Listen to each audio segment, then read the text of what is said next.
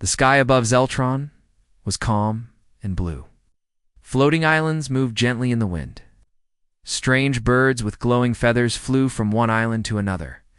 The planet had not seen war or violence in thousands of years. Its people were peaceful, kind, and full of curiosity. Today, something new was coming. Every creature stood still as a large metal ship entered their sky. It moved slowly, as if it didn't want to scare anyone. Lights blinked along its sides, and a soft humming sound filled the air. Children pointed up. Elders whispered to each other. No one on Zeltran had ever seen a spaceship like this.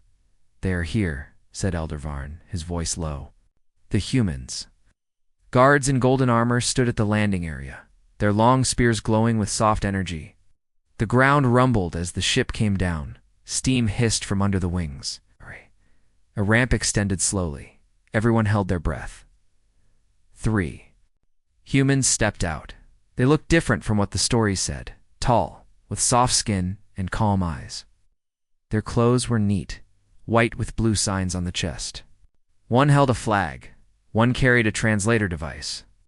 The third one, he held a small silver lunchbox. The aliens bowed politely. "I." The human leader smiled and bowed in return. "I am Captain Alara," she said through the translator. "We come in." "Peace." Elder Varn stepped forward. "Welcome to Zeltron. May your heart stay calm and your hands stay clean." The crowd clapped softly. The welcome ceremony had begun, but not everyone was watching the flags and words. A young alien named Zaru, standing in the back, noticed something odd.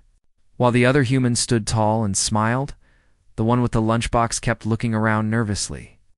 He held the box close to his chest like it was treasure. "Who is he?" Zaru asked, an older alien next to him. "I don't know," the elder whispered. "But he doesn't look like a leader." Zaru nodded. Something about that man felt strange. Later that day, the humans were taken to the City of Light, the capital of Zeltron. The buildings there floated slightly above the ground. Trees with silver leaves swayed in the wind. Crystal bridges connected towers in the air. Inside the council hall, aliens and humans sat across from each other. Elder Varn spoke first. "There is one important rule on our planet," he said. "We do not eat meat. No creature is harmed here. It is our way of peace." Captain Alara nodded. "We understand. Humans have changed much. We now live in balance with nature." Varn smiled. "Then we will live in peace." But once again, Zaru, who had followed the meeting from the side windows, noticed the same human his name tag said Drake, look away as the others nodded. His eyes met Zaru's for just a moment. Then he turned his back. Something was wrong. Over the next few days, the humans walked around the cities, learning about the alien culture. They asked questions, took notes, and smiled at everyone. People of Zeltron grew to like them. Children followed them in groups, offering glowing flowers. Shopkeepers gave them free gifts. It was a celebration, but Drake never joined them. He stayed close to the guest quarters. Every morning, he walked out with his silver lunchbox. He would sit alone near the cliffs, open it, and eat quietly while watching the clouds. No one knew what was inside. No one asked. But the smell, it wasn't like the fresh fruits or glowing vegetables of Zelt. Ron, it was heavy, strange, almost smoky. One evening, Zaru couldn't hold his curiosity anymore. He waited until sunset and quietly followed Drake to the cliffs. The human sat on a rock, opened his box, and pulled out something wrapped in foil. He unwrapped it carefully. Inside was something red and cooked. It sizzled in the air. Zed stepped forward. Drake froze, slowly. He turned and looked at the alien. "Oh," he said, smiling nervously. "Didn't see you there?" Zaru tilted his head. "What is that?" Drake looked down at his food, then back at Zaru. "It's just food, human food. It smells strange." Drake laughed softly. "You wouldn't like it." Zaru took a step closer. "Is it meat?" The human's smile disappeared. He quickly closed the box. "I thought your people didn't eat meat," Zaru said quietly. Drake stood up. Most don't, but I do. I'm not like the others. Zaru stepped back. You broke the law of our world. You lied. I didn't hurt anyone, Drake said. I eat alone. Bring it from my own world. No one has to know, but I know, Zaru whispered. There was silence. Then Drake said something that made Zaru stop breathing. Your people. They weren't always peaceful. You used to hunt too. Just like us. Zaru shook his head. That's not true. It is, Drake said. I've seen the old records, the ones your leaders hide. Zaru looked confused. Why would they hide such a thing? Because they want you to believe violence never existed here, but it did. Long ago, just like on Earth. Zaru turned and ran back to the city. That night, he didn't sleep. He sat under the stars, thinking. His mind was full of questions. Could Drake be telling the truth? Were the people of Zeltron hiding something? The next morning, the smell returned. But this time, it wasn't near the cliffs. It was in the wind, floating through the city. Panic broke out. What is that smell? Something's burning. It's meat. Someone is cooking meat. Guards rushed to the human quarters. Inside, they found Drake holding his lunchbox. The smell of cooked meat filled the air. Captain Alara looked shocked. Drake, what are you doing? Drake stood calmly. I'm eating, that's all. Elder Varn stepped forward. You have broken our trust. You must leave. Drake didn't argue. He only said, your people lie to you. What did you say? Varn asked. You pretend you've always been peaceful, but your past is full of blood, just like ours. The council fell silent. Zay, are you standing in the back, remembered the words, the scrolls, the old records. Suddenly,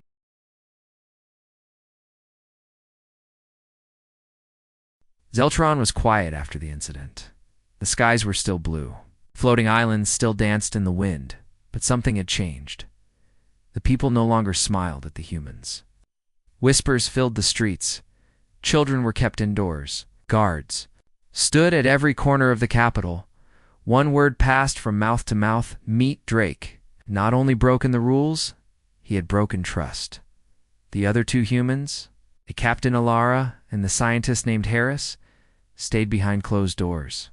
They answered no questions. They spoke to no one. Inside the guest hall, they sat in silence. What do we do now? Harris asked. Captain Alara didn't answer for a long time. Then finally she said, we talk. We beg if we must. Cannot. Let this mission fail. Harris frowned. But Drake is one man. He does not speak for Earth. The door opened and alien guards stepped inside. Between them stood Elder Varn. His long white robes brushed the floor. His face looked tired. He motioned for them to follow. The council was waiting. Inside the grand hall, every seat was filled. Aliens from all parts of the planet had gathered. Council members, scholars, and even silent watchers from the forbidden archives. Ilara and Harris stood before them. We are sorry, Ilara said. Her voice was calm, respectful. We did not know Drake would do this. His actions are not the will of Earth. You said your people no longer eat meat, Elder Varn replied. Was that a lie? No, she answered. It was true for most of us. We changed long ago, but change takes time. Some do not change with the rest. Why bring him then? Another council member asked. Why bring a predator? Lara looked down. He was a security expert, a survivalist. He thought his skills might help in unknown situations. He did not know his habits would break your laws. Murmurs filled the chamber. Then Elder Vaughn raised his hand. Silence fell. Zeltron has survived. By peace alone, our law is simple. We do not harm, do not kill. We do not eat flesh. We respect that, Elara said quickly. And we will leave if that is your wish. A long pause. Then Vern said, Drake must leave, but you may stay under one condition. Elara waited. You must swear with blood and breath that no other human will eat meat on Zeltron ever again, that you will honor our way. She looked at Harris, then nodded. We swear. The agreement was signed with light ink. A new law was added to the human record book. But the tension didn't fade. It sat like a shadow above them all, and deep in the library tower. Zaru couldn't stop thinking. That night, Zaru visited the public scrolls. His hands ran across glowing letters written long ago. Tales of peace, of unity, of life without pain. Every book said the same thing. Zeltron was always peaceful, always kind, always clean. But Zaru remembered what Drake had said. Your people weren't always like this. Zaru wasn't a historian. He wasn't even old enough to be a full scholar, but he was curious. And curiosity burned brighter than fear. The next morning, he returned to the archives. The forbidden section guards stood at the door. No one entered, without council permission. But Zaru had been there many times, watching scroll deliveries, learning faces. He knew the guards' shift changes. He knew which door creaked. He waited until the afternoon, then slipped in through a side window behind the crystal waterfall. Inside, it was cold. The walls were black stone. Shelves stood tall like trees, filled with forgotten knowledge. Glowing. Cubes hovered gently in the air. Scrolls were locked inside glass. Zur, you moved slowly. His hands trembled. He searched for hours. Then he found it. A file marked pre-harmony history.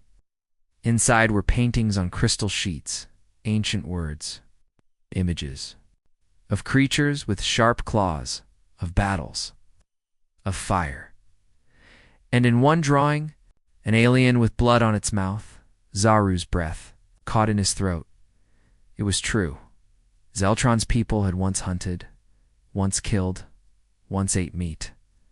The lie was real. A soft sound made him freeze. Footsteps, he turned quickly and saw someone behind him. Was Drake? How did you get in here? Zaru whispered. I saw you slip in. Figured you'd find it. Drake walked closer. His hands were up. No threat. No LUN. CHBO. XZZAR. You held up the crystal sheet. Why hide this? Because peace is fragile, Drake said. And sometimes people hide the truth to protect it. Zaru shook his head. It's wrong. Yes, Drake agreed. But it's also smart. Most of your people live good lives. No fear. Number. Violence. Why bring back a history that could destroy that? Zaru looked down. Because we deserve to know who we are. Silence. Then Drake said you should show them, but be ready. Truth doesn't always bring peace. Before Zaru could speak again, footsteps echoed from the hall. Real guards this time? Drake backed away. Good luck, he said, and slipped into the shadows. Zaru was caught and brought before the council. Elder Varn looked at him sadly. I go where you're not allowed. Had to know, Zaru said. And now I do. He held up the crystal sheet. This is our history. We were not always peaceful. We hunted. We ate meat. Gasps filled the room. Varn looked down. That history was buried for a reason, but why? Zaru asked, Why lie to us? Because we wanted better, said another elder. We erased the past to create a future without fear. The truth is still there, Zaru replied. And now we are afraid anyway. Ilara, who had been silent the whole time, finally spoke. I ask you this, she said. Do you fear the truth more than lies, or can your people grow strong enough to face it? The room went quiet. Later that day, the council met in private. They argued. They debated. Hours passed. At last, they called everyone back. Elder Varn stood. We cannot erase the truth, he said, and we will not punish those who seek it. People listened closely. Drake will be removed from the city. He broke our laws, but we will begin a new path. One that honors truth, peace, and knowledge together. A wave of relief passed through the room, but not everyone looked happy. Some aliens still feared the idea of meat. Some looked at humans differently now, not with hate, but not with trust either. Later, Zaru found Drake waiting near the departure pad. You're being sent away? He asked. Drake nodded.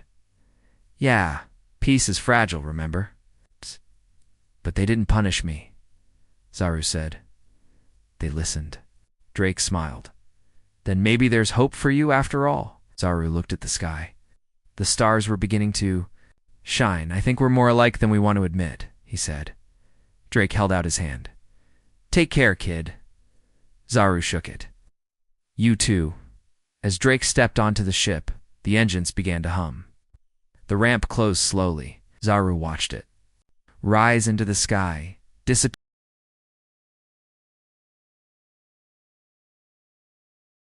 The night after Drake left Zeltron, the stars shone brighter than usual. A cold wind moved through the crystal towers of the city, whispering secrets in the dark. Most people were asleep. The council had gone quiet. The humans stayed indoors. But one young alien could not rest. Zaru lay in bed, staring at the ceiling of his small home. His thoughts kept turning like gears. The truth was out now. Zeltron's past was no longer a mystery. The people had hunted before. They had eaten meat just like humans. But even though the council had accepted this truth, something still felt wrong. Why had the smell of cooked meat returned even after Drake was gone? Zaru sat up. He looked out the window. In the distance, near the edge of the floating city, a soft blue light blinked in the darkness. It was near the old sky dock, a place unused since the days of airships. Zaru grabbed his robe and quietly slipped out of his home. The streets were empty. Crystal lanterns lit his path as he moved past sleeping homes and closed shops. He walked quickly, staying in the shadows, until he reached the gate that led to the sky dock. It was open. That was strange. The gate was always locked. So Zaru stepped through. The dock was quiet. Wind blew softly over the wide landing area. A few old ships were parked at the edges, covered in dust and vines. Then he saw it. A metal box. Not a lunchbox like Drake's. This one was bigger. It looked like a storage crate, the kind used for delivering supplies, but it was human-made. The writing on the side was in Earth language. Zaru crouched beside it. The crate had no lock. Carefully he opened it.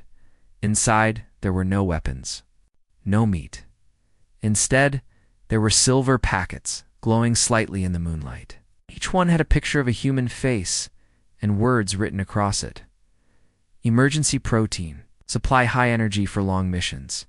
Zaru picked up one of the packets and turned it over. There were warnings written in red. For trained personnel only, not for alien consumption. He opened the packet. Inside was something dry, dark, and strange smelling. He didn't know why, but the scent made his stomach twist. Not in fear, but in something else. Something deeper. He dropped it and stepped back. Then he heard a voice behind him. What are you doing here? Zaru spun around. It was Captain Alara. She stepped out of the shadows, her eyes sharp. I asked, You a question? I found this crate. I was curious, Zaru said honestly. Alara walked past him and looked into the box. She frowned. This wasn't supposed to be here, she said. It was meant to leave with Drake. So it's food? Zaru asked. She nodded. Yes, for survival. It's not normal meat, though. It's lab-grown, synthetic. But it's still meat, Zaru whispered. Yes, she said, softer now. It's still meat. Zaru looked at her. Why didn't you destroy it? Why leave it behind? Alara sighed. 'Cause Earth still needs it. Some humans like Drake can't go without it.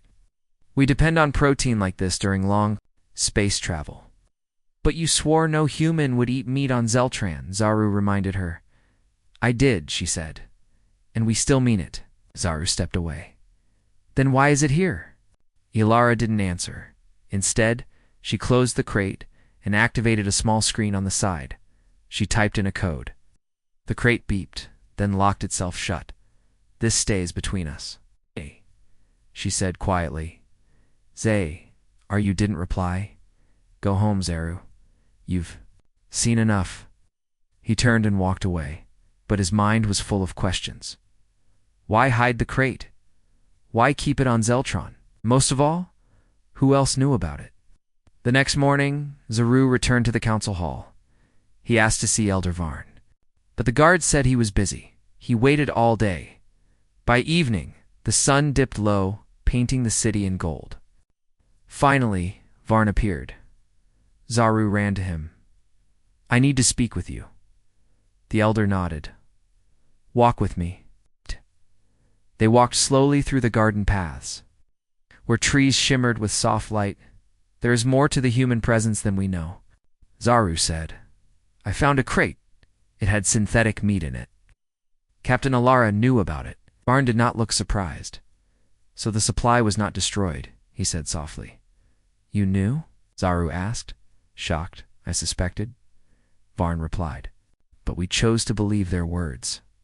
We hoped they had removed all forbidden things. Zaru stopped walking. Why do we keep hoping instead of acting? Varn turned to him. Because sometimes peace needs patience. A storm can be calmed if you wait. But what if it grows? Worse, while we wait, the elder looked tired. Then we must choose truth or comfort. Later that night, Zaru sat alone on his balcony. The stars blinked above him. Far in the distance, he saw a light moving through the sky. Another ship, but this one was not human. It was Zeltronian, a patrol craft. It circled the sky, then turned back toward the city. Something was happening. Suddenly, a message popped up on the public vision boards across the city. The screen flickered to life, showing the face of an alien council member. We have received word of a secret discovery near the sky dock, the voice said. A crate containing restricted material was found. Investigation is underway. Ilara has agreed to a full inspection of all human equipment. Until then, human activity is paused. Gasps echoed from homes and streets as you felt cold, so the council had acted. Maybe Varn had listened after all, but deep in his heart, Zaru knew this wasn't over. The next morning, Zaru went to the human quarters. Guards were everywhere. Crates were being opened. Machines were scanned. A team of alien investigators moved. Through every room, Captain Alara stood outside, watching quietly. Zaru approached her. You told them, he said. She didn't look at him. No, she replied. You did. Zaru felt a strange mix of pride and guilt. They're going to take everything, he said. They should, Ilara answered. We broke the agreement, but you could have hidden it. I could have, she said. But maybe, you're right. It's better this way. Zaru looked at her face. For the first time, she looked human, not strong, not confident, just tired. What happens now? He asked. We stay, she said. We rebuild trust, one step at a time. Suddenly, a voice called out from the investigators. We found. Another crate? Ilara rushed forward. Zar, you followed? They opened the box, but inside was no meat. It was a recording device. A message was blinking. Play me. Ilara touched the screen. Drake's face appeared. If you're watching this, his recorded voice said, then I've been removed, or worse. I left this message because you need to know the truth. It's not just about Zeltron's past, but about what's coming. The galaxy isn't as peaceful as it seems. There are others watching, and they won't care about your peace or your rules. Be ready. The screen went dark. Everyone stood inside.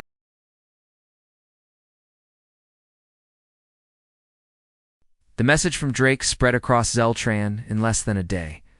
First, it appeared in the investigation chamber.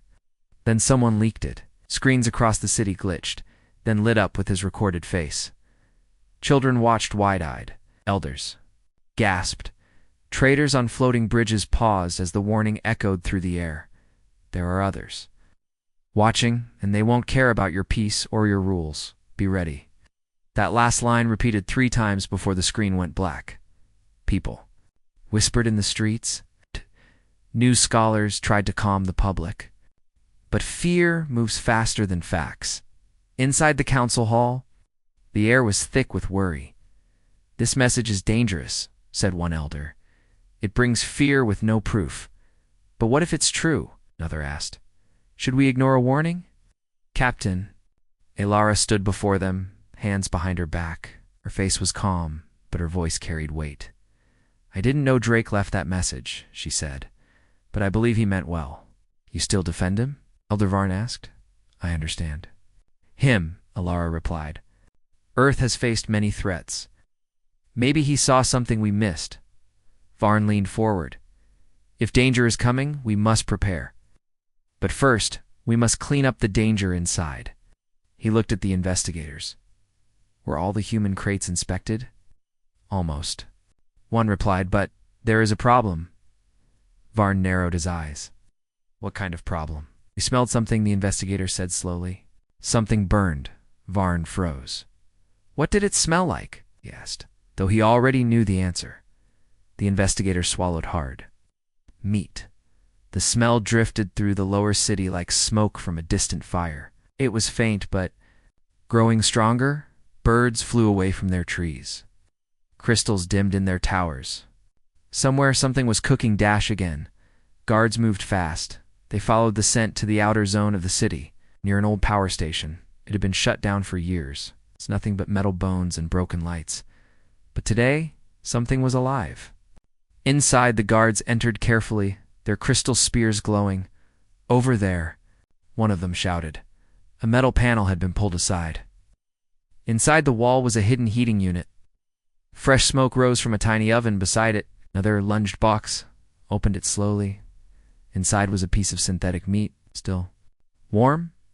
Someone had broken the peace agreement again, in the city library. Zaru studied the recording device left by Drake. He had watched the message 10 times already, but something kept pulling his eyes toward the edge of the screen. Symboled small, almost hidden in the corner. It looked like 3 black dots in a triangle. He searched the human. Chords - nothing. He searched the Zeltron archives, still nothing. Then, he tried the forbidden archives. One scroll, written in ancient words, showed the same symbol. It was not Zeltronian. It was older, only into both worlds. The text below read, "The mark of the silent sky." Zaru's hands trembled as he read more. They move without sound. They watch without eyes. They take what they want, then vanish into the dark. It was a legend, myth told to frighten younglings, so he had thought. Now it was on Drake's message. That evening, Zaru rushed to the human quarters. The guards let him through. Captain Alara stood near the window, looking out at the city below. He showed her the symbol. Her face changed. "You've seen it before?" Zaru said. She nodded slowly. Only once. On a broken ship floating near one of Earth's moons. There were no bodies, no signs of life, just that mark. Zaru felt his heart beat faster. "What are they?" "I don't know," she said, "but some believe they're hunters." "Hunting what? Civilizations?" A cold silence filled the room. "Why didn't you tell us this before?" Zaru asked. "Because we thought it was just a story." She said, "Now I'm not sure." In the council hall, Elder Varn listened to the report from the guards. The oven was hidden. The food was cooked recently. But no one saw who did it. Another human? One elder asked. Varn shook his head. "We only have 2 left, and they've been under watch." "Then who?" Varn looked at the report again. "We must consider something impossible," he said. "What if it wasn't a human?" The room went still. "You're saying a Zeltronian did it?" someone whispered. Varn closed the report. "I'm saying truth is spreading. Curiosity is growing. The line between peace and danger is blurring." That night, Zaru dreamed of stars falling from the sky, ships burning, cities silent. And in the middle of it all, the mark of the silent sky glowing in fire. He woke up with sweat on his face. Something was coming, and he had to know more. He went to the forbidden archives again. This time, he was allowed in. The council had given him access. He searched every scroll, every tablet, every crystal page. He found stories from ancient explorers, records of missing colonies, ships that left and never returned, and always, in the final entry, the same phrase, "They are watching." Back in the city, panic was rising. More smells were found, once near a market, another near a school. People began accusing one another. "You cooked it." "No, it wasn't me." Guards tried to calm the crowds, but fear spread faster than truth. Captain Alara spoke to the council again. "We need to prepare," she said. "It's something worse than meditating. May be happening. Someone is playing with your peace." "You think it's them?" Varn asked. She nodded. "If the silent sky is real, they're trying to divide you before they strike. Varn turned to his advisors. "We must find who's behind the cooking," he said, "and we must protect our city." Zaru sat on the roof of his home, staring. At the stars, he felt small. The peaceful world he loved was shaking. But he had a plan. He would return to the sky, dock the same place where he first found the crate. Maybe he missed something. He waited until midnight, then moved silently through the city. The dock was quiet, but when he arrived, he froze. A figure stood near the edge. Not human, not Zeltron. Its body was tall, thin, cloaked in dark armor that shimmered like smoke. Its head turned slowly, though it had no eyes. In its hand, it held a device. Zaru stayed hidden behind a crate, heart pounding. The figure placed something on the dock. Then it disappeared, vanished like fog. When the sound of wind returned, Zaru rushed forward. On the ground was another lunchbox. He opened it. Inside was not food. It was a message device. He pressed it. A voice whispered, "Peace is a weakness. You are being tested. It will come when you divide." Zaru looked up at the stars. Now, he knew the truth. It wasn't about me.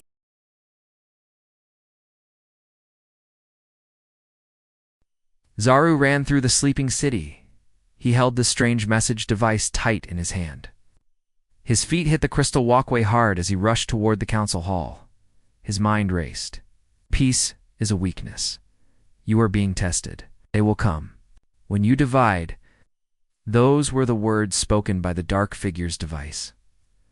It wasn't a warning. It was a promise. Zeltron was in danger as he reached the tall gates of the council hall. Two guards stepped forward. "I need to see Elder Varn," Zaru said, out of breath. "Right now." "It's the middle of the night," one of them replied. "Please," Zaru said. "It's urgent." The guards looked at each other, then opened the gate. Inside, Elder Varn sat in his study, drinking warm leaf water. Long white robe was half folded. He looked surprised to see Zaru at this hour. "What brings you here in such a rush?" Zaru held out the small device. "I found this," he said, "near the sky dock. After midnight, a strange figure left it behind." Varn stood up quickly. "What kind of figure? Not human? Not Zeltron?" "It moved like a shadow, and it disappeared right after leaving this." Varn took the device and examined it. "It's not from Earth," he said. "Not from any known trade worlds." Zaru nodded. "Play it." Varn pressed the side. The message played again. "Peace is a weakness. You're being tested. They will come when you divide." Varn's face grew cold. "We need to call the council, now." An hour later, the council members gathered, even though the sky was still dark. Their faces were tight with worry. Captain Alara arrived too. Her translator blinked as she entered the room. They played the message again. Some gasped. Others sat frozen. "It's a threat," one elder said. "A direct threat to our world." Captain Alara crossed her arms. "I've heard of them. It's a silent sky. They don't attack with weapons first. They break your peace. They turn your people against each other. Then they strike." "Why now?" asked another counselor. "Why Zeltron?" "Because we are peaceful," Varn said. "They see our strength as weakness." Zaru stepped forward. "They want to divide us, so they started with the meat. They knew it would shake us." The room fell silent. Then Varn made a decision. "We must alert the whole planet. Every city, every tower. Prepare for defense." "But we have no weapons," a council member said. "Then we learn," Varn replied. "Fast." Just before sunrise, the power across the capital shut down. Lights flickered, then died. Crystals stopped glowing. Screens went black.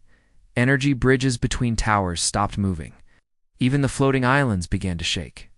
Panic followed. People screamed, some ran to the temples. Others hid in their homes. The peace of Zeltron cracked open. Zur, you stood in the council tower, looking out at the dark city. Then he saw them. In the sky, far above, 3 large ships appeared. Silent. no lights. Just black shapes moving slowly across the stars. There. Here, Alara said beside him. The ships moved above the city, casting giant shadows. No attack came. No message, just quiet movement like birds of prey. They're waiting, Zaru said. Varn stepped into the room. We must not break. We must not fight each other. But how do we stop them? Lara asked. We don't fight with weapons, Varn said. We fight by staying united. Down in the streets, fear turned to anger. Crowds gathered in the dark, shouting, Where is the council? Why are the humans still here? This is their fault. Guards tried to calm them, but pushing started. Some shouted that humans had brought the dark ships. Some believed Zaru was working with them. Zaru knew what was happening. The silent sky was doing exactly what they wanted, dividing Zeltron from within. He needed to do something before it. It was too late. Zar, you returned to the library. Without power? It was cold and dim. But he lit a glow crystal and searched through the ancient texts again. He found a record of a planet called Nav, or an It. It had once been peaceful just like Zeltron. Then the same mark appeared in their sky. The same message was received, and 3 months later, their cities were gone. But in the final record, there was a note. Unity saved one city. They stood together, they did not fear, and the ships left. Zaru read it 3 times. Could it be true? Was that the key? Not power, not weapons. Unity. He ran back to the council. Varn listened carefully as Zaru explained the story of Nevarin. They didn't fight. They didn't panic.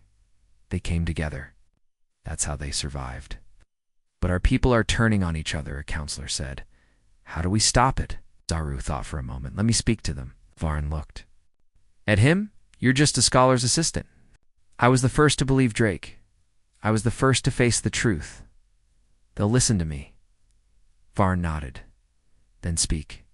An hour later, Zaru stood in the city center. A large platform was built from old materials. Activated using backup power from the human ship, the crowd gathered angry, scared, confused. Zar, you took a deep breath. Then he spoke. I know you are afraid. I am too. His voice echoed through the dark city. You were told peace would protect us forever, but now we face a test.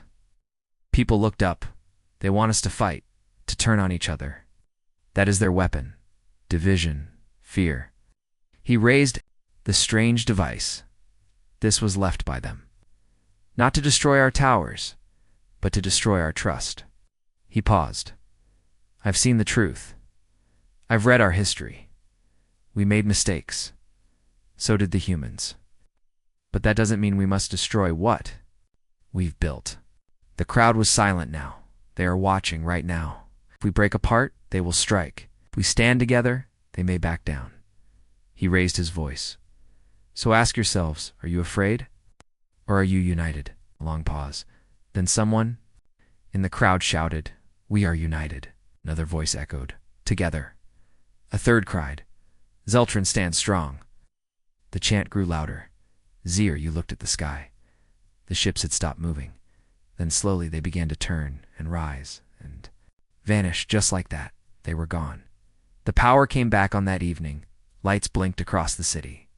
Crystals glowed again. Birds returned to the skies. In the council hall, Varn looked at Zaru with pride. You saved us, he said. Zaru shook his head. We saved each other.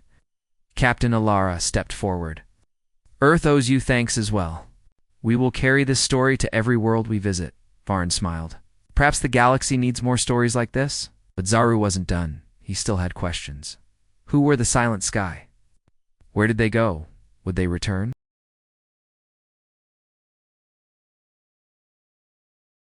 Three days had passed since the dark ships vanished from Zeltron's sky. Life slowly returned to normal. Power was restored. The towers glowed again. Floating bridges moved through the air like before, but Zaru couldn't sleep. He still had questions. Big ones. Why did the Silent Sky care so much about peace? Why try to break it, and why had they used meat? something so simple as a weapon. One morning, Zaru found himself walking toward the human lab. He hadn't seen Drake since the day the power went out, and now he had to know more. The truth, all of it. Zaru knocked twice. No answer. He pushed the door gently. It opened. Inside. The human room was dark. Only a small light glowed on a table. Metal tools were spread out. Empty food packets lay in a bin. Then he saw him. Drake was sitting on the floor. Back against the wall, eyes open but tired. He looked. Defeated, Drake, Zaru said quietly. The human blinked, then gave a small nod. You came, Zaru replied. We need to talk. Drake didn't move. About the meat? About everything. Zaru sat down across from him. For a long time, neither spoke. Then Zaru said, You knew this would happen. Drake nodded slowly. It's not exactly like this, but yes. I knew eating meat would cause fear. Then why bring it? Zaru asked Drake. Looked up. Because I couldn't lie about who I am. Zaru tilted his head. But peace was at risk. Drake sighed. Peace that only exists through lies is not real peace. Zaru thought about that. Then he asked, Why do humans eat? Meat. Drake gave a small smile. That's a long story. We have time. Drake stood and opened a metal drawer. Inside was a small white tablet. Tapped it, and an old image appeared, a wild human hunting in a forest. We were once predators, Drake said. Long ago, we hunted animals. Ate them to survive. It was part of who we were. Zaru leaned in. The image shifted. Humans sitting around fire, cooking. Some laughed. Others fought. But as we grew, Drake continued, we changed. Many humans gave up meat.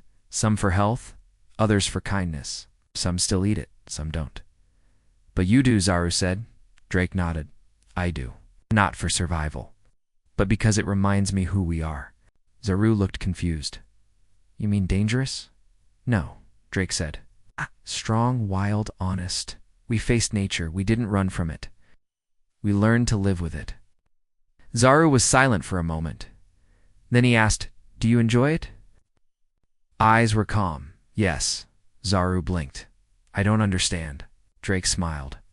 That's okay. Many humans don't understand either. Zaru stood and walked slowly around the room. So you brought meat, he said?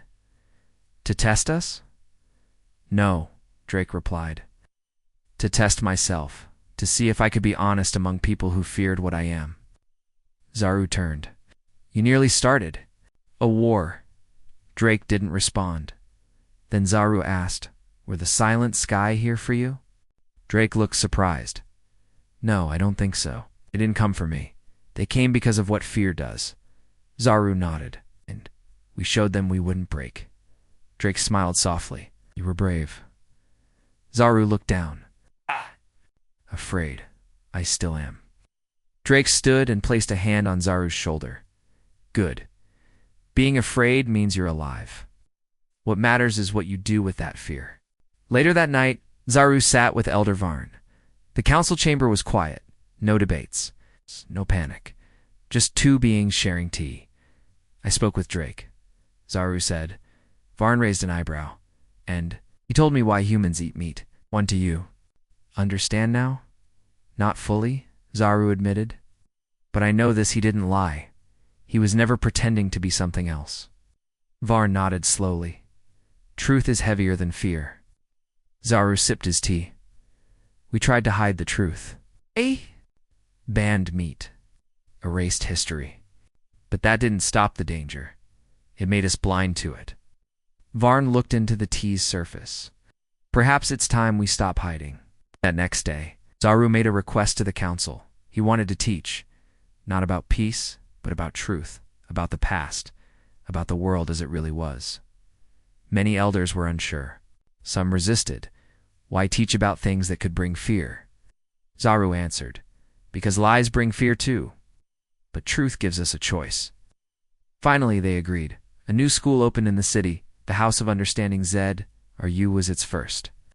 speaker, and his first lesson was titled The Taste of Truth. He spoke about humans, predators, change, fear, and strength. He invited Drake to join him. Drake stood at the front and held up a simple, clear box. Inside was a sealed piece of cooked meat, no smell, no heat, just the image of what had once divided them. Some fear this, Drake said, but fear doesn't make it evil. Zaru stepped forward, and silence doesn't make it safe. Together they taught, and Zeltron began to change. But peace was never simple. 1 week after the new school opened, a message arrived. It came from deep space. Unknown source. Dark code, the same language the silent sky used. It played only one sentence. You passed the first test. Now come find us. The room fell silent. Drake stared at the screen. Zaru asked, "What do they want now?" Drake replied, "Maybe they want to know if we can handle the truth beyond meat." Zaru looked at the stars above.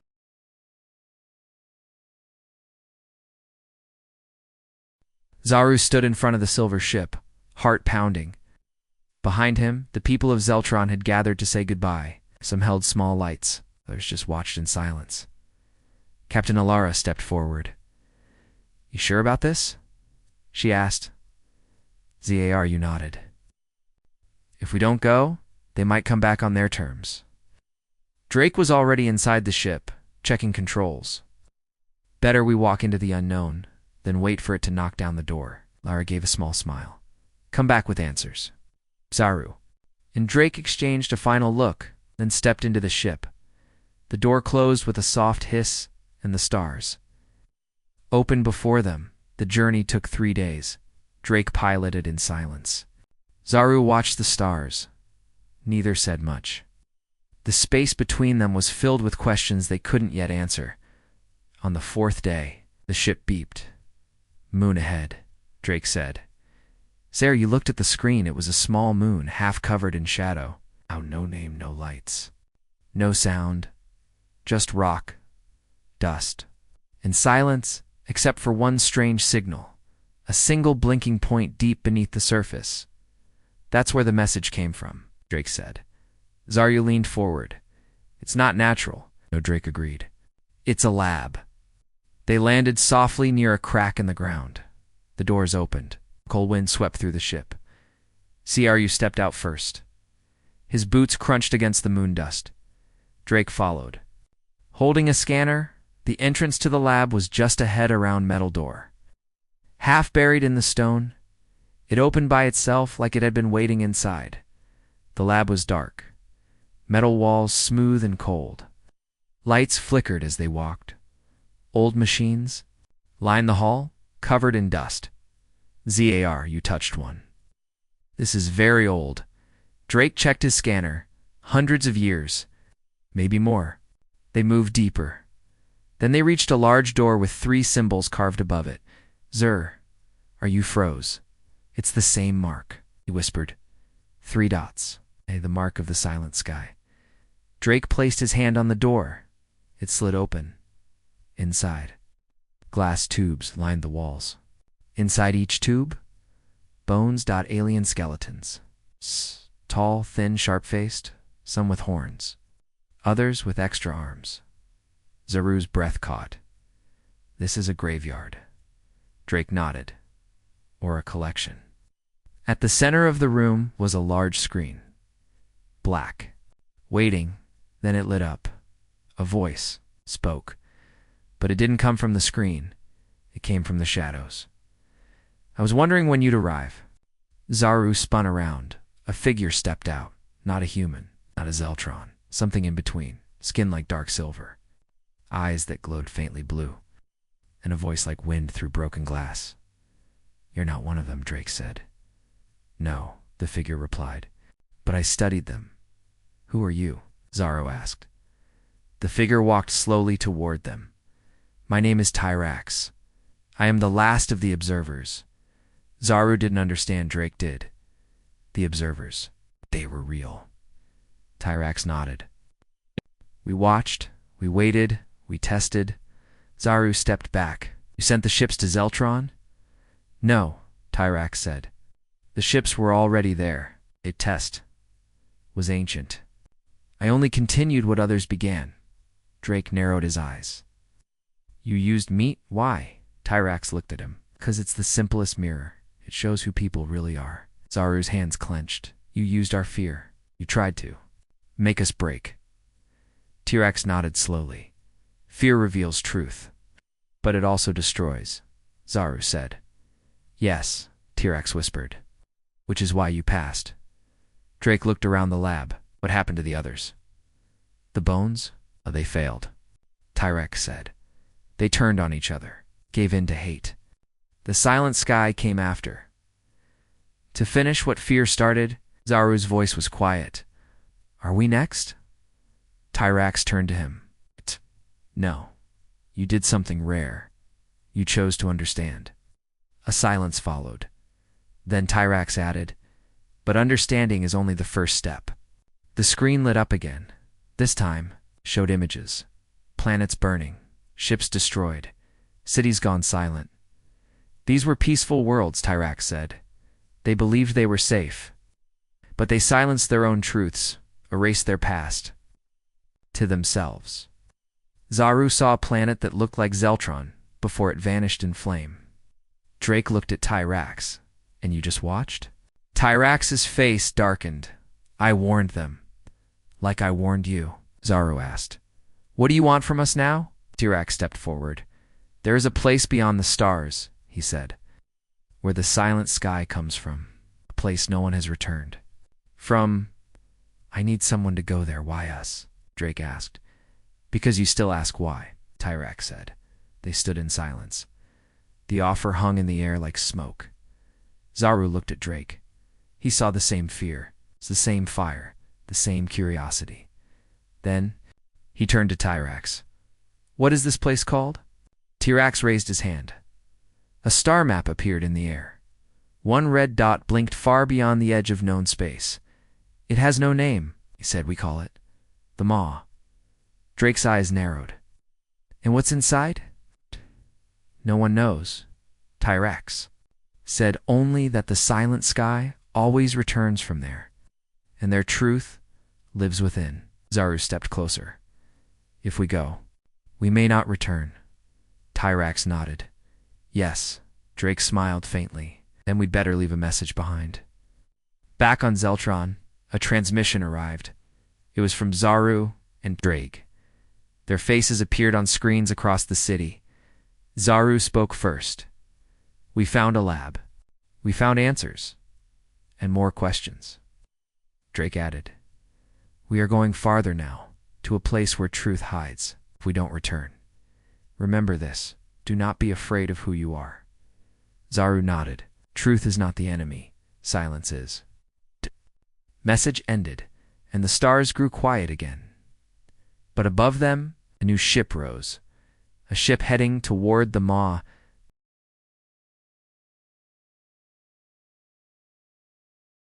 The ship floated into the black storm. Zaire, you stood by the window, staring into the darkness. There were no stars, no light. Only thick, swirling shadows outside. It felt like space itself had disappeared. Drake sat at the controls, silent. The ships. Scanners gave no readings, just noise. Nothing made sense here. They had entered the Maw, the place the silent sky called home, the place where truth was said to live, or die. The storm around them twisted like smoke. Lights blinked in patterns that didn't belong to any known stars. The ship's compass spun in circles. Drake tapped the controls. We're flying blind. Zaru nodded slowly. This place doesn't want to be seen. They drifted for hours, or maybe days. Time was strange here. Zaru stopped feeling hunger. Drake stopped sleeping. Still, they stayed alert. Then, without warning, the darkness opened, and a planet appeared. It wasn't on any map. It was gray. It's covered in strange black forests and mountains that looked broken around it. Shattered moons floated like broken teeth. Drake whispered, this must be it. The heart of the Maw. The ship landed on a flat stone plain. No signs of life. just wind that howled like whispers. Zaru stepped out first. His boots touched the ground, and it felt wrong. Too quiet. Too empty. Drake followed, holding a light. They walked toward a strange structure in the distance. It was half buried in the ground, made of black metal and bone-like stone. Zaru whispered, "Is that a building?" Drake looked closer. Or a temple. Yes. As they entered, torches along the walls lit by themselves, cold, blue flames dancing with no heat. Symbols carved into the walls glowed faintly. Some Zaru recognized from the silent sky ships. Others were older, much older. Someone was here long before them, Drake said. Who? Zaru asked. Drake didn't answer. They reached a large door with no handles or locks, but as they approached, it opened on its own. Inside was a huge circular chamber. In the center stood a tall figure covered in silver armor. Its face was hidden by a mask. Its body didn't move. It stood perfectly still, like a statue. But its voice echoed through the chamber. "I've been waiting for you." Zaru stepped back. Drake narrowed his eyes. "Who are you?" The figure didn't answer. Instead it said, "You seek truth. Truth is pain. Are you ready to bleed?"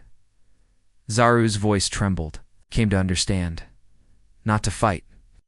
The masked figure raised a hand. A beam of light appeared in the air. Inside it, a memory. It showed Zaru's home. Zeltaruz. Ron, burning. The sky filled with silent skyships. Screams echoed through the air. "Zar," you gasped. "That's not real," the figure said. "It could be, if you fail." Drake stepped forward. "Stop showing us fear. We're not afraid." The figure tilted its head, then come closer. They stepped into the center of the room suddenly. The floor glowed, and Zaru was gone. He stood in the middle of a green field, alone. No sky, no wind, no sound. Then he heard a voice familiar. It was his own voice. "Why did you bring the human here?" Zaru turned. Another version of himself stood. They're angry, cold, accusing. "You should have let them leave," it said. "You risked our planet." I wanted to learn the truth," Zaru replied. "You wanted to be a hero," the other Zaru said. "But you're just a fool." The world around them cracked like glass. Zaru clutched his head. Then everything went dark again. Drake stood in a hallway. It looked like Earth, his old home, but empty, silent. He walked past photos on the wall. Each one showed him eating meat alone. Then one picture changed. It showed Drake surrounded by flames, people pointing at him, calling him a monster. "You don't belong," a voice whispered. "You brought danger. You brought death." Drake clenched his fists. "I never wanted war." The voice grew louder. "But you carry it in your blood," Drake shouted. "No." And the hallway exploded into dust. Both of them woke up back in the chamber, breathing hard, shaking the mast. Figures stood above them. "You have seen what hides within," it said. Zaru stood slowly. It was a test, a mirror. The figure replied, "To show you what you fear most." Drake stared at it. "And now what?" The figure reached up and removed the mask. "Zeta," you gasped. It was a human, an old man, gray hair. "Deep eyes. I am Captain Reese," he said. "The first human who entered the maw." Drake's jaw dropped. "You disappeared over 100 years ago. Everyone thought you were dead." Reese nodded. "I didn't die. I stayed. I learned the truth. And now I protect it." Zaru asked, "Protect it from what?" "From those who would use it to rule." Reese led them deeper into the temple. He showed them machines that could change memories, weapons that used fear as fuel, maps to places that no longer existed. "This was once a testing ground," Reese said. "It's built by a race older than us all. The silent sky was born here." Drake stared at a strange black crystal. "What is this?" Reese looked serious. "Shows you what you fear most. But it also gives you power if you survive it," Zaru asked. "And those who don't? They become part of the maw," Reese said. Lost forever. They walked into a chamber where the walls were mirrors, but none showed their reflections. Instead, they showed moments from the past, futures that hadn't happened yet. Drake saw himself leading a group of humans and aliens together. Zaru saw himself standing on a stage. Telling hard truths? Reese said, "These are possible futures. If you have the courage to make them real." Zaru turned. "Why us?" What? Reese smiled. "Because you didn't run?" Before they left, Reese gave them a small box. Inside was a stone half black, half clear.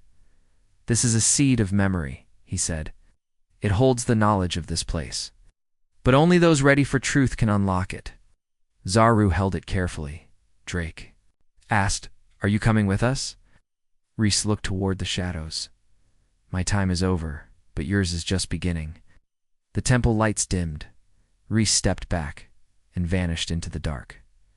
Back on the ship, they took one last look at the planet. Zaru whispered, "We survived the maw," Drake added. "But now, we have to survive what comes after." They set a course for Zeltron. But something was different. The stars looked brighter. The silence was no longer empty, and in the palm of Zaru's hand, the seed of memory.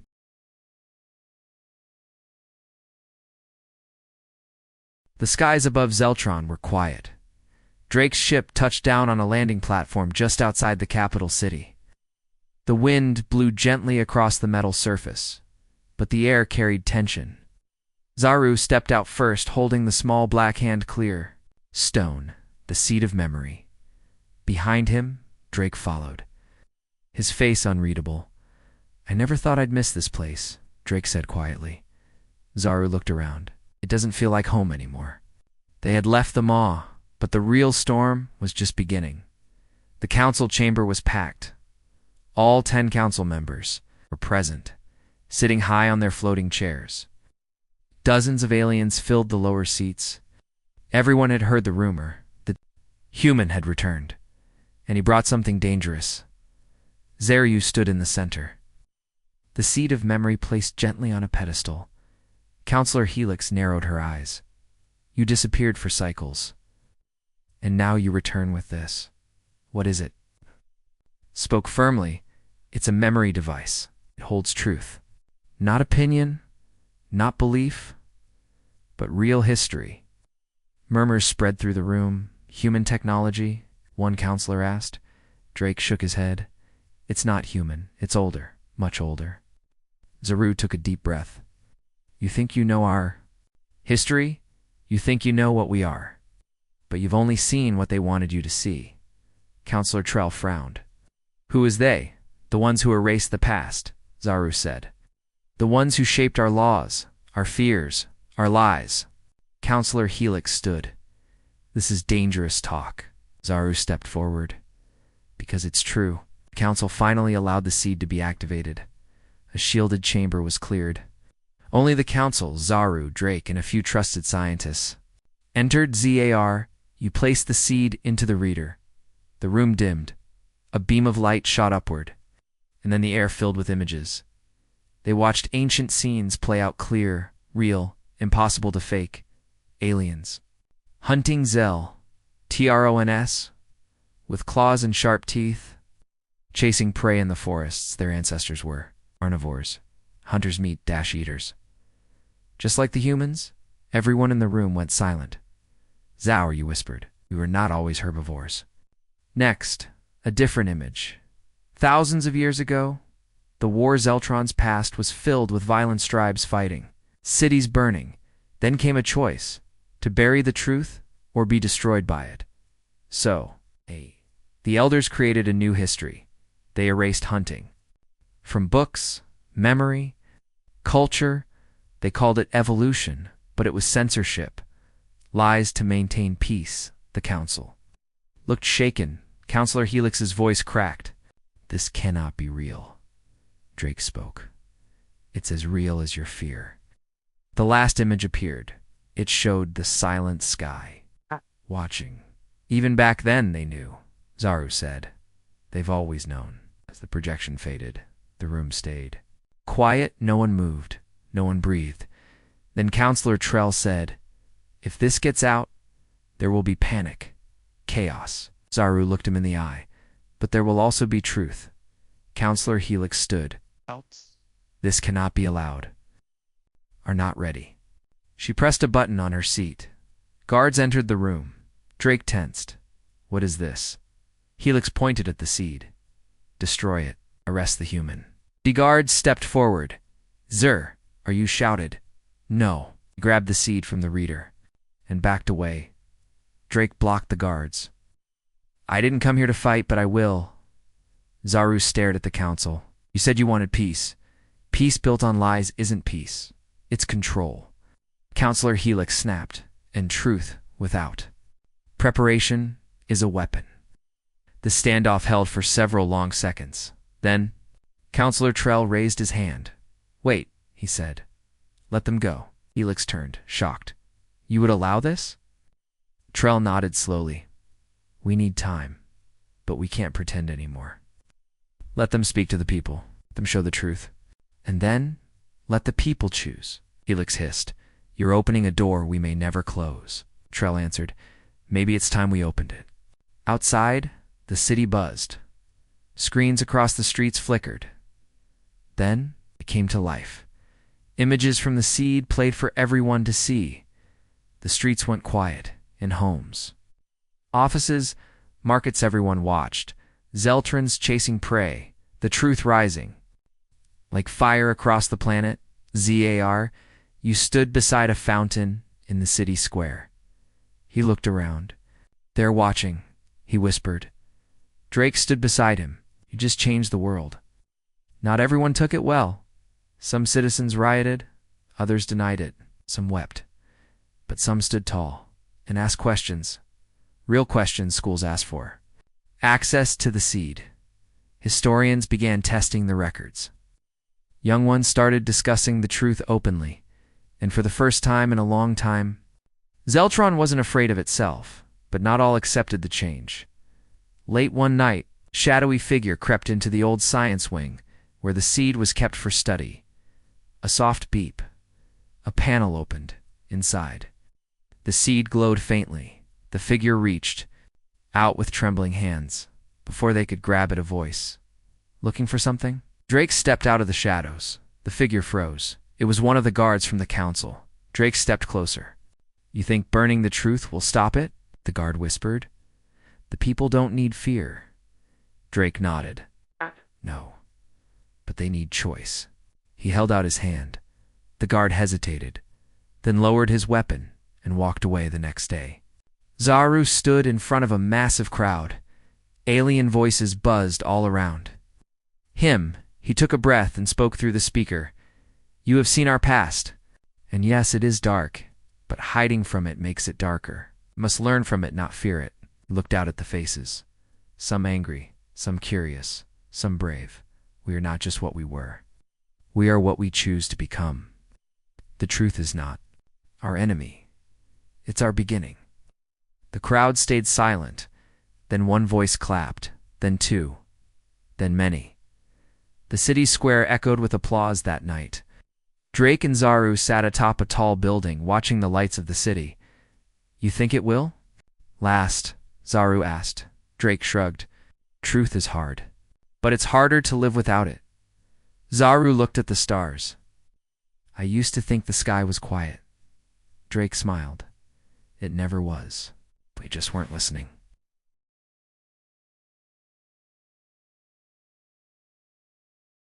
The stars above Zeltron flickered strangely. Something was coming. Zaru stood at the edge of the old city tower, wind brushing against his face. He stared at the sky. He had seen those lights before once, long ago, when darkness fell and the power died. Now, the lights were back, but this time, they didn't blink out of existence. They grew larger, closer. Drake stepped beside him, visor scanning the sky.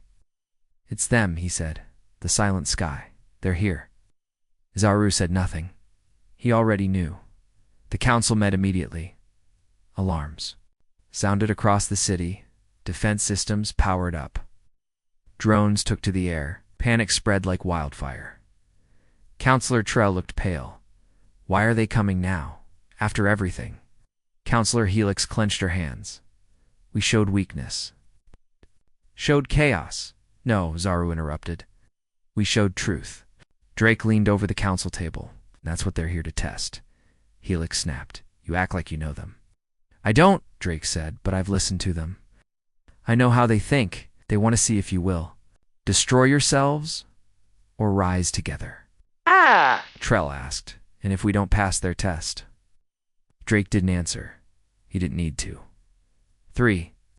Ships arrived. Massive. Silent.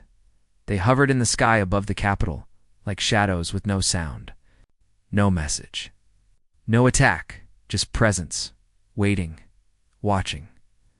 They're not firing, Zaru whispered.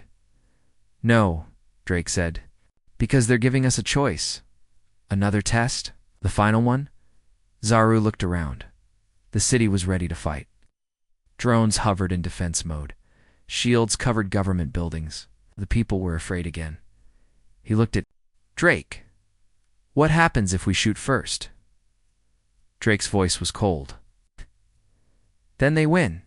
Zaru called for a meeting in the center square. Thousands came. Screens lit up across the city, showing his face.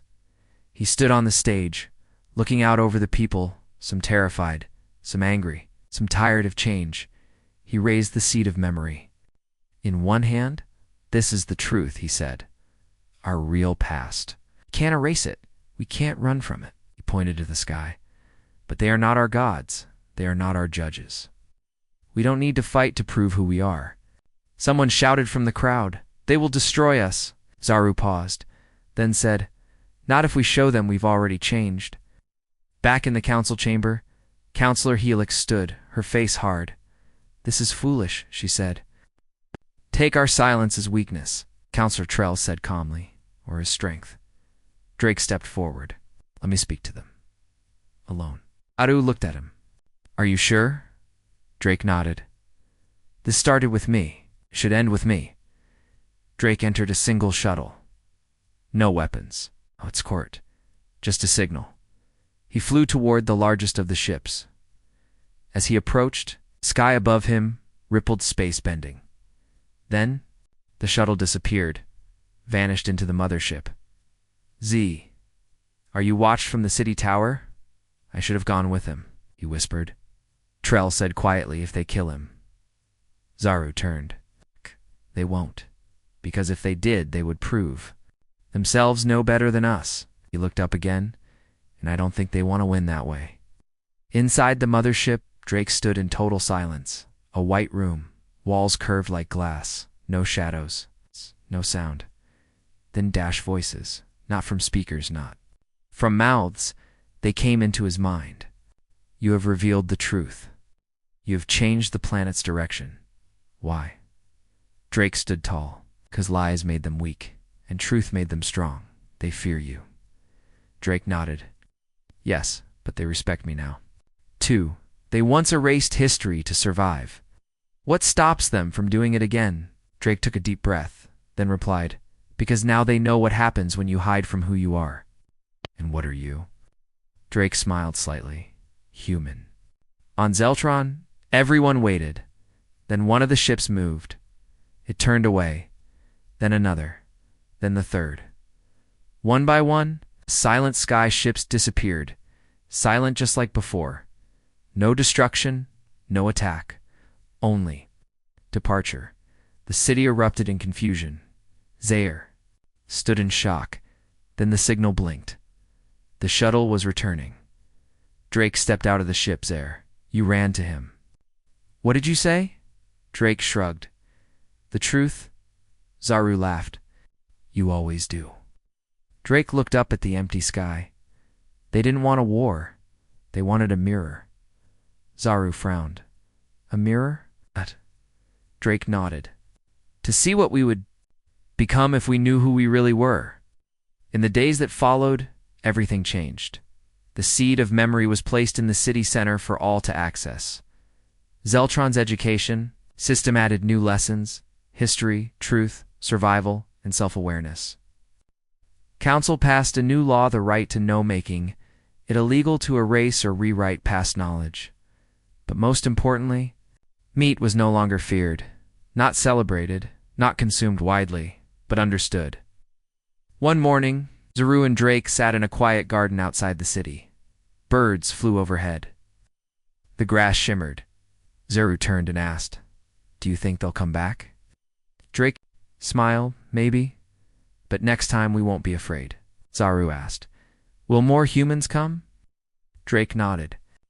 "Yes, and maybe more species too. Ones we've never met." Zaru looked thoughtful. "Then we should be ready." Drake chuckled. "You've come a long way from the frightened assistant in the lab." Zaru laughed. "And you've come a long way from the man with the scary lunchbox?" They both smiled.